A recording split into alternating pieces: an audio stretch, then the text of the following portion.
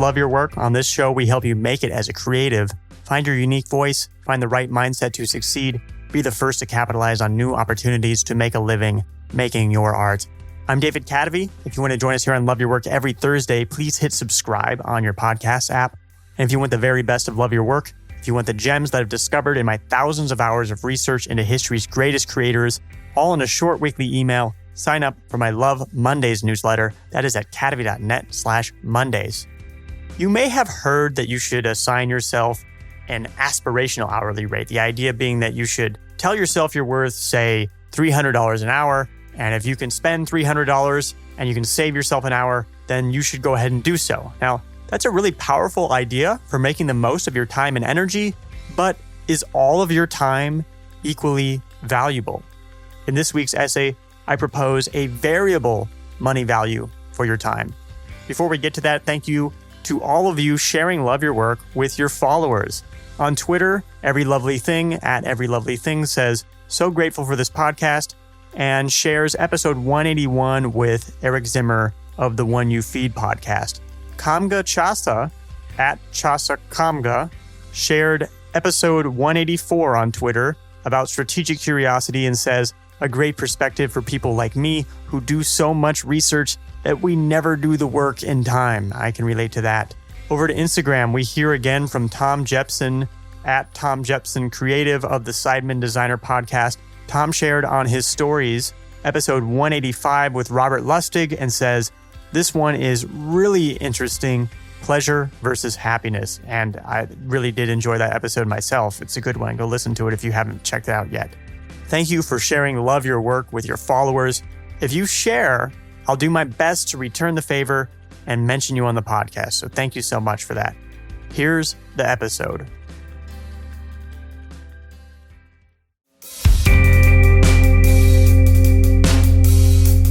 The variable money value of time. Common wisdom in entrepreneurship circles is that you should give your time a money value. But should all of your time be given an equal money value? Naval Ravikant says that when he was starting out, he set himself an aspirational hourly rate of $5,000. The idea being that nobody was going to value him as much as he valued himself. If he wanted to be worth $5,000 an hour, he had to treat his time as such, and eventually he would be worth $5,000 an hour. So if it cost Naval $5,000 or less to save himself from doing a task that would take him an hour, he would pay for it. If it took an hour of his time to deal with a $5,000 item, and he could save that time by giving it away, he would theoretically do so. Naval now claims to be unhireable. Even if that's not literally true, you couldn't hire him for $5,000 an hour. As a billionaire, he achieved his aspirational hourly rate and then some. The aspirational hourly rate can be a powerful and simple heuristic for keeping yourself from getting sucked into inconsequential minutia. I know from experience that it takes discipline and practice to be faithful to your aspirational hourly rate. But lately, I've been thinking about how this concept can be pushed even further. Because not all of your time is worth the same. There is a variable money value to your time. Time management is an outdated paradigm. It assumes that your output depends entirely on the time you put in. But creative thinking doesn't work that way. Creativity calls for you to be in a relaxed state of mind. Additionally, the moment of insight is instantaneous. You can have $1 million idea in a single moment. If you are wasting your mental energy on minutia, you will have less energy to have such insights. And this is why I advocate not for a time management paradigm, but for a mind management paradigm. The mind management paradigm recognizes that not all time is the same. Your work and your mental state are variable. So the value of your time is variable too. Imagine there was a jackhammer running outside your window in the middle of the night.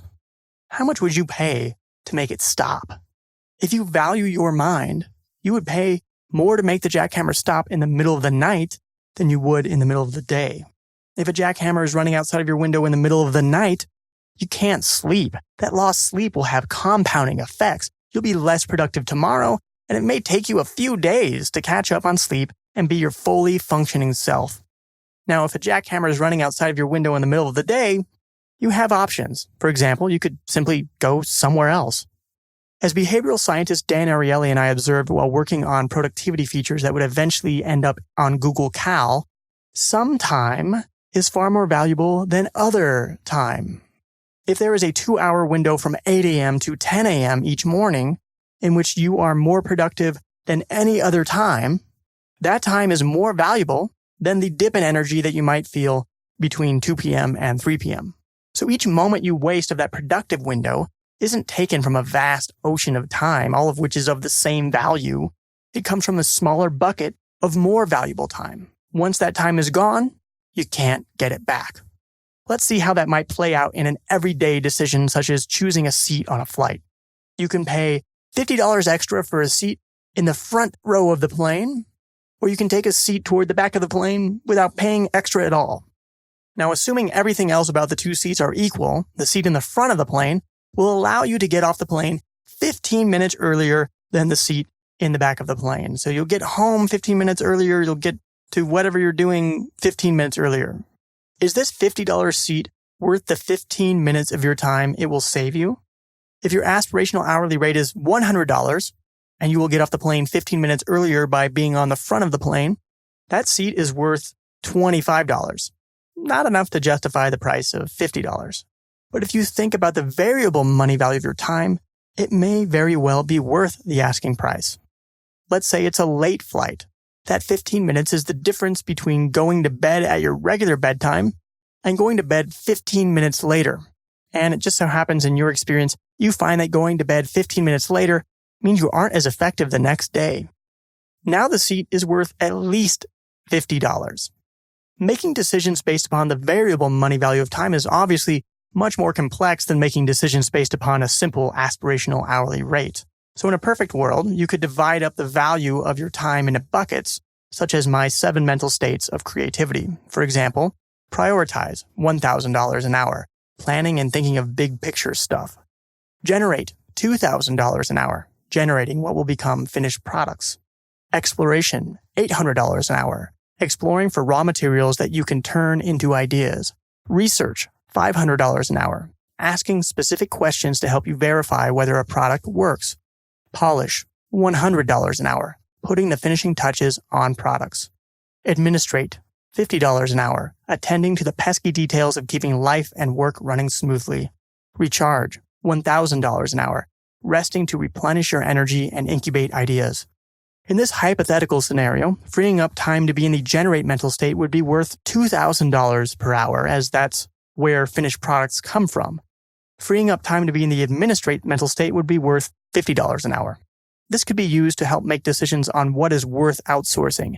If you can outsource some research for less than $500 an hour, then according to this model, it's worth it. That's in the perfect world. In the real world, there are far more factors to consider. For example, 1, how do you trade one mental state for another? 2, are there diminishing returns on certain mental states? 3, what is the value of mind wandering? 4, are mindless tasks deceptively valuable? 5, what's your time horizon? 1, how do you trade one mental state for another? If outsourcing an administrative task costs $500 an hour, that exceeds your value of the $50 an hour administrate mental state.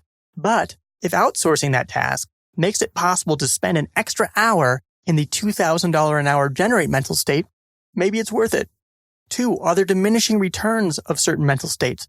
You can't fill your whole day with one activity. Each mental state has a limit to the number of hours you can be effective in a given day. If you become less effective in the generate mental state after 3 hours per day, additional hours freed up become less valuable than the hypothetical $2,000 per hour rate. 3, what's the value of mind wandering? If you're trying to optimize for creative ideas, time freed up for mind wandering, such as recharge or explore time, is exceedingly valuable. However, it's only valuable if you're able to execute on those ideas. So you need to find the optimal balance of mind-wandering mental states and execution mental states. 4, are mindless tasks deceptively valuable? Some mindless tasks, such as cooking or cleaning, won't always be worth outsourcing. If you enjoy cleaning And cleaning helps you incubate ideas without preventing you from executing on those ideas. Mindless tasks may be deceptively valuable. 5. What's your time horizon? Setting an aspirational hourly rate may require a financial cushion or runway. If you're paying $100 an hour to outsource something and you have no way of replacing that expense in the short term, you're going to run out of money eventually. You may need a longer runway if you're valuing something such as mind wandering at a high rate. It may take years for you to come across a black swan that realizes your investment. So you have to change the value of certain categories of time according to your time horizon. If you set an aspirational hourly rate for yourself, you'll have an easy shortcut to make decisions about how to use your time. But if creative ideas and the ability to make those ideas a reality are priorities for you, you may want to take it even further. Think about the variable money value of your time.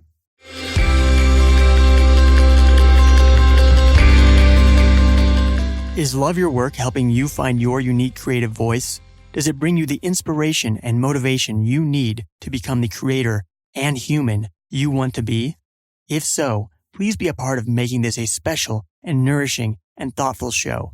Support the show on Patreon. You'll be an even bigger part of this show than you already are. If you contribute just a coffee a month, you'll be helping support the hosting and production of Love Your Work. Everyone has some unique creative gift to offer the world. Together, we can give people the tools they need to bring that work into the world. The world will be better off for it. Visit our Patreon page at patreon.com/Kadavy. This is a different kind of model for supporting the work that you love. The choice is yours. Vote with your dollars, put your money where your mind is, and keep Love Your Work going. Visit our Patreon page at patreon.com/Kadavy. As a thank you, you'll get early access, bonus content, and a discount on Love Your Work merchandise. Learn more at patreon.com/Kadavy. That's patreon.com/KA, D as in David, A, V as in Victor, Y. And if you can't support the show financially, and you've listened to at least 3 episodes, can you do me a favor? Write a review on Apple Podcasts. You can consider it your donation to help support the show.